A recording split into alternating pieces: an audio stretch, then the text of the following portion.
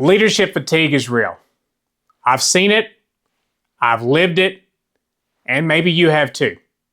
You wake up already exhausted, your mind is running at 100 miles per hour before you've even had your first cup of coffee, and deep down you're asking, how much longer can I keep this up?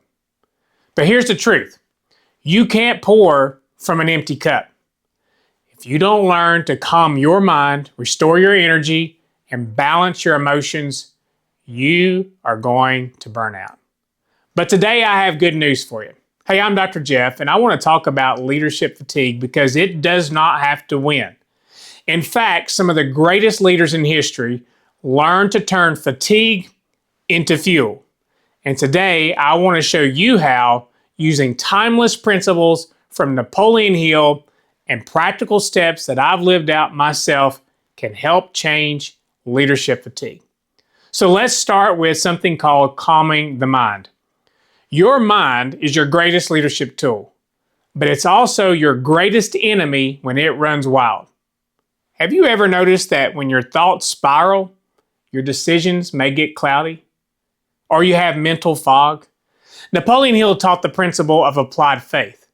And that doesn't just mean believing in something, it means trusting that solutions exist even when you can't see them yet. See, in my own leadership journey, especially in healthcare, I have faced days where everything seemed to hit all at once. Staffing shortages, financials, patient concerns, frustrated families, and my natural reaction was to try to control everything. But the harder I tried, the more overwhelmed I felt. I started to have this mind shift when I would actually stop, breathe calmly, and pray and remind myself, I don't have to carry this alone. And this small act of surrender calmed my mind and actually would clear the mental fog. So I want to give you a practical tip that when you feel chaos rising in your mind, stop and write down 3 things you can control. What are you going to control about this situation? What are the 3 things you can control? And then what are the 3 things that you need to just release? And that exercise alone will quiet the noise and create a space for clear thinking, because a calm mind leads to clear leadership. Another topic is, how do we restore our energy as leaders? And most leaders think energy is only about sleep and diet and exercise. And those things really do matter in our health. But there is a deeper source of energy, and that is called purpose.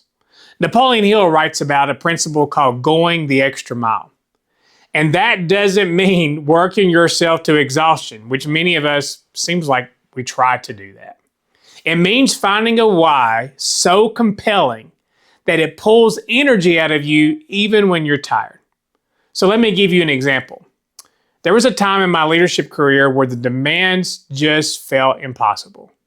I was working long hours with a lot of stress, and I was running on empty and beginning to have some health problems. I was reminded, walking past patients' rooms, seeing families hold hands, praying, crying together, seeing patients at an ultimate low, and then watching them recover, that this is why I do what I do. And those moments throughout my career have refueled me in a way that no amount of caffeine or anything else ever could. Because here's the key. Fatigue is inevitable, but burnout is not. And when you connect your daily grind to a bigger purpose, you'll discover energy reserves that you didn't even know you had. So ask yourself this: what's my why? Who benefits when I keep going? And that answer will give you energy long after your body says it's done. And finally, we need to learn on balancing our emotions. Leadership is emotional work. We're not leading machines, we're leading people, and people will pick up on our emotional state faster than they pick up on our words. So if you're anxious, they'll feel it.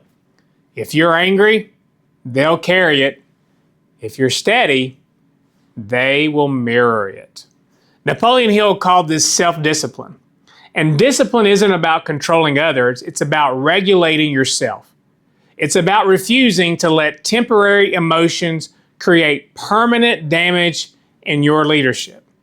I've been in situations where the stress was sky high and I could feel my emotional state. But in those moments, I've learned over time to pause and ask one simple question. What response will serve my team best right now?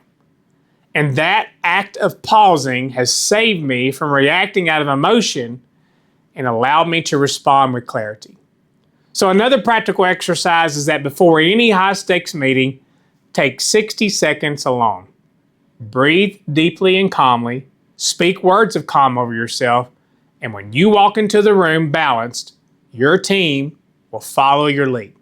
Because balanced emotions don't just make you a better leader, they make you a safe place for others to thrive. So here's the truth. Leadership fatigue is unavoidable, but being consumed by it, that's our choice. When you and I calm our minds, restore our energy, and balance our emotions, we don't just survive leadership. We will thrive in it. Napoleon Hill said that within every adversity lies the seed of equal or greater benefit. Fatigue can actually be a seed if we let it teach us to reset, to refocus, and to lead with clarity. And I want you to hear this. You don't have to do it alone.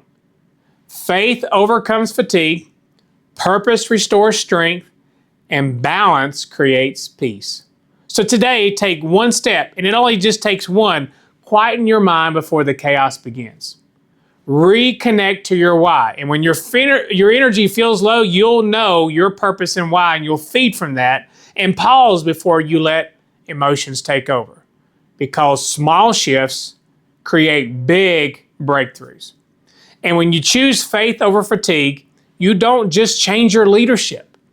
You change the lives of those who follow you. As we serve together, Dr. Jeff.